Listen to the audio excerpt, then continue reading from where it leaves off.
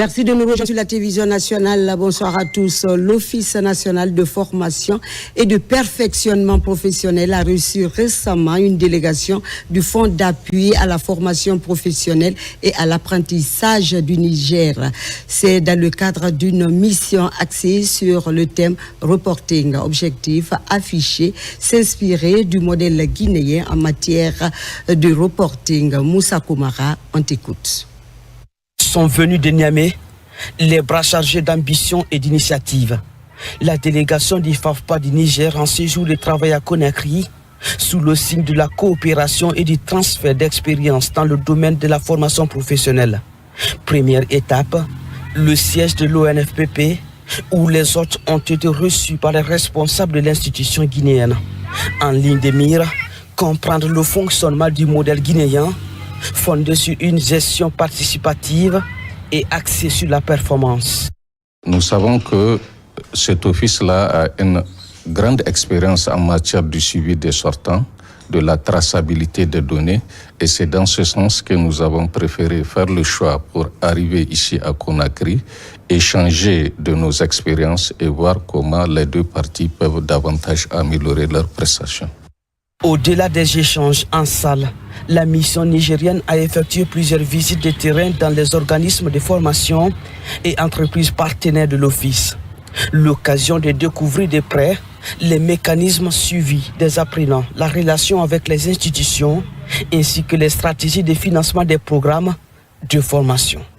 Nous avons eu la chance d'exposer les activités que nous faisons uniquement en santé, sécurité, environnement et communauté.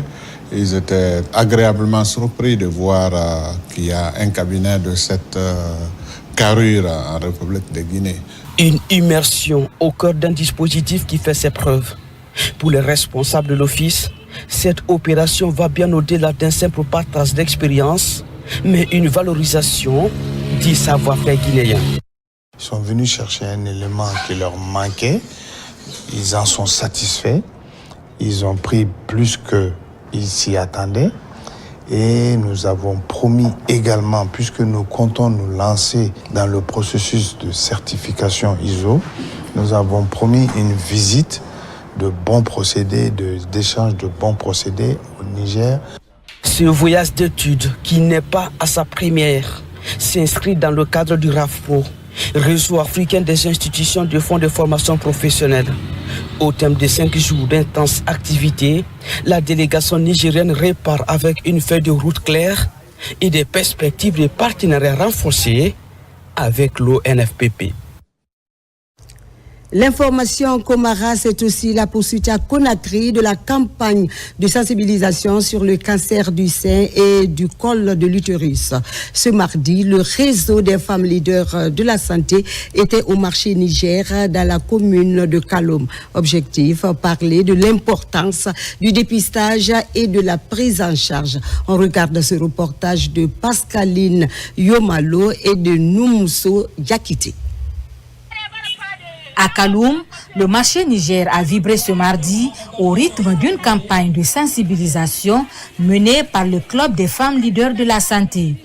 Objectif, encourager les femmes au dépistage précoce du cancer du sein et du col de l'utérus et les informer sur les possibilités de prise en charge. Diminuer les statistiques de taux de cancer chez nous, donc les cancers féminins. Notre objectif est que le dépistage soit précoce et également qu'il y ait une prise en charge précoce dans la prévention, car nous voudrions une Guinée sans cancer. La représentante de la gouverneure de Conakry a salué cette initiative citoyenne qu'elle juge essentielle pour réduire l'impact de ces maladies dans le pays. Cette campagne de sensibilisation de la population est importante pour le dépistage précoce et d'offrir un accès gratuit à des examens cliniques pour les femmes à risque.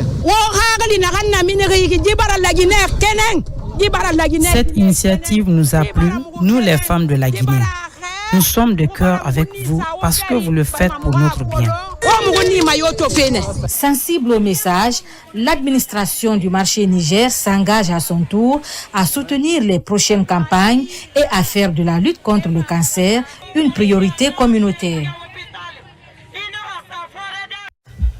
Parlons à présent de la protection de la mangrove sur le delta du fleuve Concouré. Un consortium de 3 structures travaille en synergie pour lutter contre la dégradation de ce littoral. Des engins roulants sont mis à la disposition des agents de terrain pour faciliter leur mobilité et assurer une meilleure coordination des activités en faveur de cet écosystème. N'est-ce pas, Ousmane Ba? On t'écoute.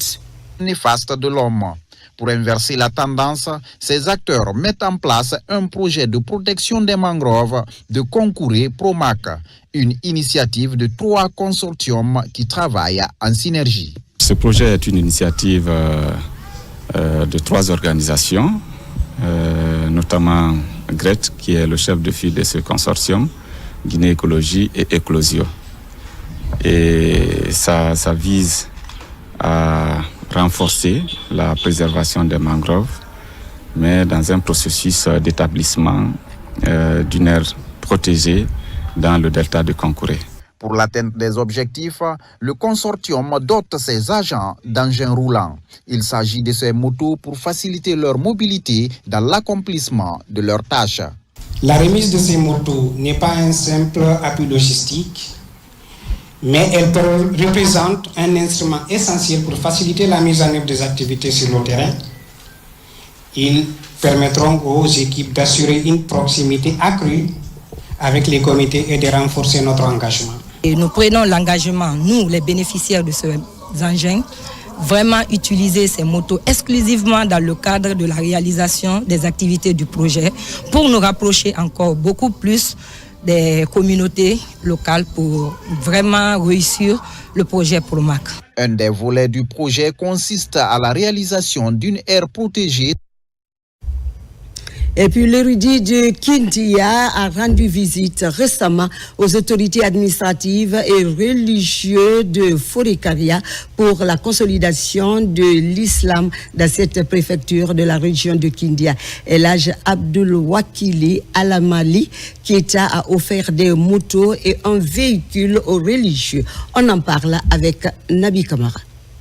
Après Kindia, Dubreka, Telimele et Koya, Elhaj Abdul Wakil Al-Mali Keita était la semaine dernière à Forêt-Karia. L'érudit de Kindia était venu remettre également des engins roulants aux chefs religieux de Moria pour les encourager à diriger l'islam dans cette préfecture dans la paix, la foi en Dieu, le Tout-Puissant et Miséricordieux. Vraiment, nous sommes très contents. Nous sommes très contents. Et on lui remercie, que Dieu lui bénisse. Pour avoir la moto simple, mais de la présence de Elhaj Abdul Wakil, qui est à la Maliketa à Forêt-Karia. Il est rare de voir quelqu'un qui fait ce que Elhaj Abdul Wakil Al-Mali Keita est en train de faire pour l'islam et les responsables religieux dans notre pays. Nous le remercions sincèrement et lui resterons éternellement reconnaissants. Que Dieu le protège pour nous dans la santé.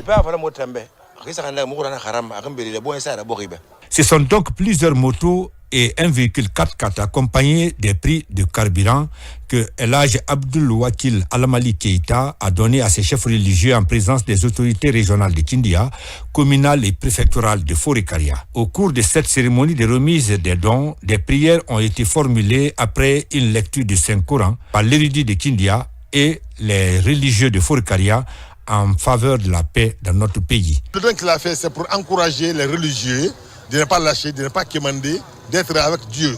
Il a dit ici, dans son serment, il dit, moi, si Dieu, j'ai un secret, plus que toi, que ma fin et mon début soient néant. Ça dit, il est sûr de lui, il a confiance à Dieu, et tu es en train de nous avoir confiance en Dieu. C'est ça qu'il a dit dans sa prière, et on leur accompagnerait, Inch'Allah. Sur le chemin du retour de Forêt-Karia, l'érudit de Kindia a fait escale à Maferenga. À la requête de la délégation spéciale par rapport à la fin des travaux de construction de la mosquée centrale de cette commune rurale, El Hadj Abdoul Wakil Alamali Keïta a offert 10 tonnes de ciment et une enveloppe de 50 millions en guise de contribution personnelle. De Fourekaria à Koya, le centre culturel international Griot Mandeng a servi de cadre au lancement des activités intitulées Rétrofaré, un concept qui fait la promotion des musiques du passé. Le récit avec Mikini Moussa Kamara. On l'écoute. Rétrofaré, un concept développé par le centre culturel Griot Mandeng Mohamed Kouyaté de Koya pour promouvoir les sonorités anciennes. Des tubes des célébrités guinéennes et africaines sont au rendez-vous. L'ambiance, presque, nous sommes fiers. Bon, l'ambiance là, c'est à l'époque. L'ancienne musique, l'ancien habillement. Donc, aujourd'hui, ça me fera plaisir pour danser l'ambiance ancien rétro. Rétro. Donc, la danse là, c'est ce qu'on appelle rétro. Ça me va, bon. Tu sais, avant, on dansait comme ça. Maintenant, il n'y en a pas. Bon, maintenant qu'on revient avec ça maintenant. C'est pour cela qu'on a commencé ça, pour que ça commence à évoluer quand même. Aujourd'hui, je me sens très bien maintenant. Cette cérémonie a suscité tant d'engouement. La musique universelle est célébrée dans sa quintessence. Je suis venue, j'arrive d'hier et je suis très surprise d'une fête. J'ai l'impression que c'est mon accueil. Là, vous savez, chez nous, il n'y a pas tout ça quand même. Là, c'est vraiment le peuple guinéen qui danse. Et puis leur costume, c'est joli. Les anciens chorégraphes ont initié la nouvelle génération sur leur savoir-faire. Après cette rétrospective musicale, d'autres festivités sont attendues ici pour égayer le peuple de Guinée. Une très belle initiative à soutenir. Et voilà qui me fait cette édition d'information à la réalisation. Mounir Barry, sous l'œil vigilant de l'équipe technique du jour. Merci de votre fidélité. Prenez soin de vous et de vos proches, car chaque jour est une vie.